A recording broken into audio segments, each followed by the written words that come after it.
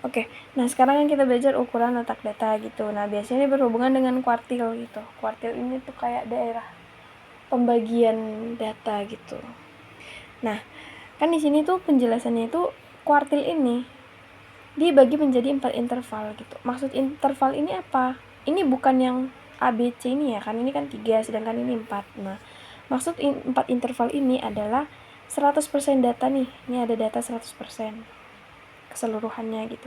Nah, data ini tuh dibagi jadi 4 bagian, 4 interval. 25%, 25%, 25%, 25%. Nah, ini yang dimaksud dengan 4 interval. Sedangkan kuartil ini tuh batas dari masing-masing interval.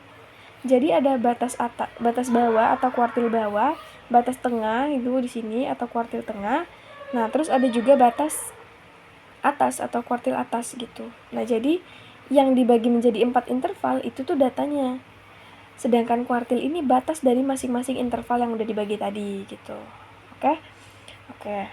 Biar gak bingung nanti kalau 4 interval dari mana? Apa yang 4 interval gitu. Jadi dia ada 100% data di sini dibagi jadi 4 interval masing-masing 25%. Nah, sekarang kita ke kuartil. Kuartil ini menunjukkan batasan dari masing-masing data. Apakah dia masuk ke kuartil bawah, kuartil tengah, atau kuartil atas gitu. Nah, sekarang yang kuartil bawah itu biasa kita sebut Q1. Nah, kalau menentukan kuartil bawah, itu biasanya ada aturan. Ganjil atau genap. Tahu dari mana ganjil atau genap? Itu kita tahu dari N. Atau jumlah data. Misal, tadi di soalmu kan ini nih, soalnya 8, 7, 4 itu datanya ini segini kan. Nah, inilah yang disebut N. N itu adalah total dari datanya. Jadi mari kita hitung 1, 2, 3, 4, 5, 6, 7, 8, 9, 10, 11. Maka karena ada 11 data, maka N-nya nanti 11. N sama dengan 11. Nah, karena 11 ini ganjil, maka nanti kita pakai rumus yang ganjil. Gitu. Jadi kalau misal N-nya sama dengan 12, maka ini genap, maka kita pakai rumus yang genap. Gitu. Jadi dia sesuai dengan jumlah N-nya gitu. Karena yang lain tuh sama. X 1/4 kali N tambah 1 gitu. Nah, bedanya ada di sini N tambah 2 untuk yang genap. Gitu kalau nentuin ganjil genapnya. Nah, lalu kuartil tengah itu biasanya kita sebut ini Q2. Yang B ini Q2. Nah, dia juga biasa disebut dengan median. Median atau rata-rata dari nilai suatu data gitu. Nah, dia rumusnya agak beda dan lebih sederhana. Dia biasanya cuman jumlah data ditambah 1 dibagi 2. Gitu. Jadi, kalau misal tadi jumlah datanya 11, maka dia X 11 tambah 1 per 2. Jadi, X 12 per 2, 6. Jadi, X6 gitu. Nah, jadi nanti keduanya itu adalah X6 gitu. Oke, baru nanti yang ada kuartil atas atau Q3 itu tuh sama kayak yang tadi. Jadi kita ngelihat jumlah N-nya gitu. Kalau jumlah N-nya itu tadi ganjil, maka kita pakai rumus ganjil. Kalau jumlah N-nya itu genap, maka kita pakai yang genap. Nah, bedanya sama yang pertama itu di sini, diletak nilai yang dikalikan dengan X. Di sini kalau kuartil atas itu tuh X 3/4, sedangkan kalau di kuartil bawah itu tuh X 1/4 itu. Nah, jadi awas ketukar. Kalau dia kuartil bawah 1/4, kalau dia kuartil atas 3/4. Nah, di sini juga bedanya di sini 3N, bukan cuman N. Nah, gitu. Jadi kuartil atas aturannya sama kuartil bawah tapi rumusnya beda gitu. Jadi penggunaan ganjil genap ini tergantung dari jumlah N atau data yang dikasih di soal. Gitu. Nah, kan tadi kita ada ngomongin tentang Q gitu. Q itu melambangkan kuartil. Jadi Q1 itu kuartil bawah, Q2 itu kuartil tengah gitu. Nah, pokoknya kuartil itu dilambangkan dengan Q. Q berapa berarti itu kuartil berapa gitu. Nah, ada lagi yang N. N ini jumlah data.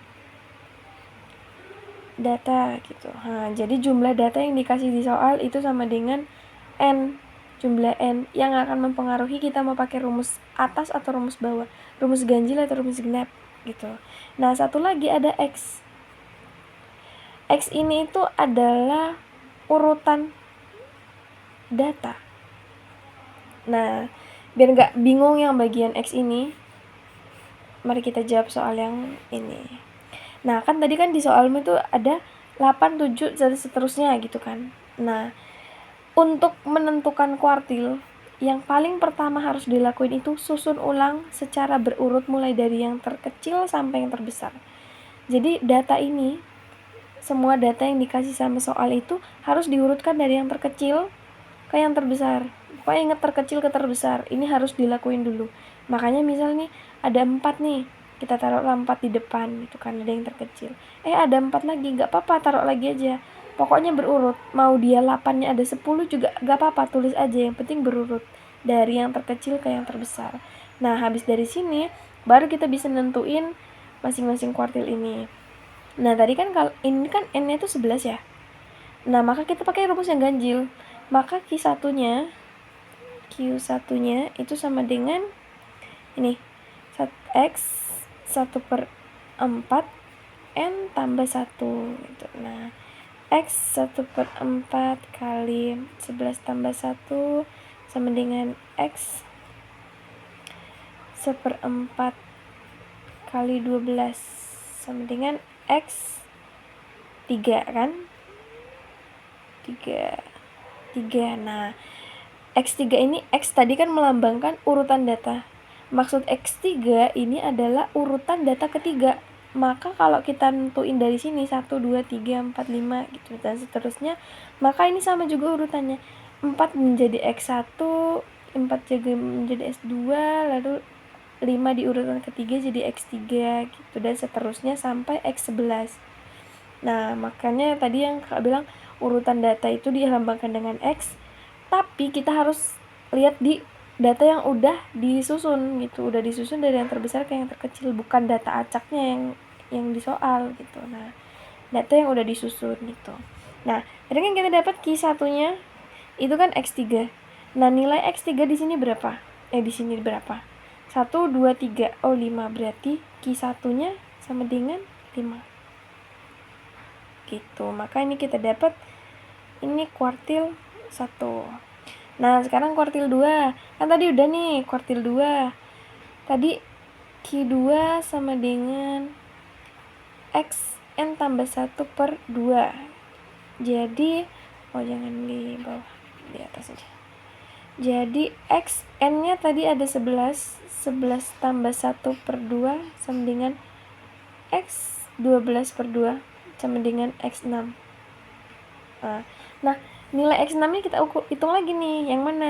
1, 2, 3, 4, 5, 6. Oke, ini X6-nya, maka ini kuartil 2. Nilainya 8. Nah, sama juga kayak kuartil 3, kuartil atas. Karena N-nya ada 11, which is ganjil, dimana itu adalah bilangan ganjil, maka kita pakai rumus yang ini yang ganjil. Jadinya X 3/4 kali N tambah 1. Atau X 3/4 kali 12 lah ya, 11 tambah 1 gitu. Nah, kita ini aja 3. Jadi X 3 ke 3 9. Berapa X 9? Ini 1, 2, 3, 4, 5, 6, 7, 8, 9, 10. Salah. 1, 2, 3, 4, 5, 6, 7, 8, 9. Nah, ini adalah Q3. Nah, makanya tadi Q3 itu nilainya jadi 10. Gitu nyarinya. Jadi sebenarnya gampang. Aceh.